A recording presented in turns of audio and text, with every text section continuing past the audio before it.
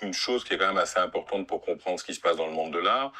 Le système capitaliste d'exploitation des ressources, il va changer de forme dans le temps pour aller toujours vers une espèce de performance toujours plus grande de l'exploitation. On va extraire du sol, tu vois, des minerais, on va faire de l'agriculture intensive avec l'esclavage, tout ça. Et puis on arrive à un moment donné où toutes ces choses sont en place et le capitalisme continue à s'étendre. Et il va s'étendre sur quoi? Sur des choses qui deviennent immatérielles, ce qu'on appelle le capitalisme cognitif, le capitalisme du savoir. Brevet sur le vivant, brevet sur les idées, avec Internet, capitaliste de l'attention. Oui. Donc tu vois des objets qui sont plus des objets matériels.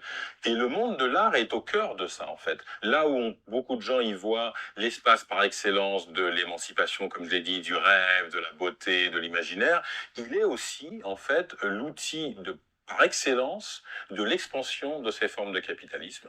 Et donc on sent que ce qui était inaccessible à un capitalisme classique, qui exploitait les objets, qui reposait sur la contrainte au travail. Je t'enlève des capacités et je t'oblige à travailler pour acheter ce que tu fabriquais avant. La décapacitation des gens pour les mettre au travail, on arrive à des endroits très secrets, nos désirs, voilà.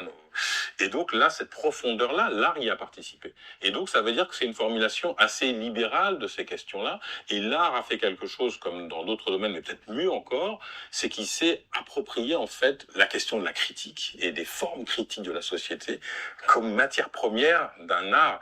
Tu arrives à des endroits qui étaient des luttes radicales et qui deviennent des sujets de l'art. Et tu dis, ouais, mais la lutte radicale, par excellence, elle lutte. C'est-à-dire qu'elle s'oppose. Et en fait, là, on défait l'idée d'opposition dans un capitalisme néolibéral qui peut tout englober. Englober les contradictions, les oppositions, etc.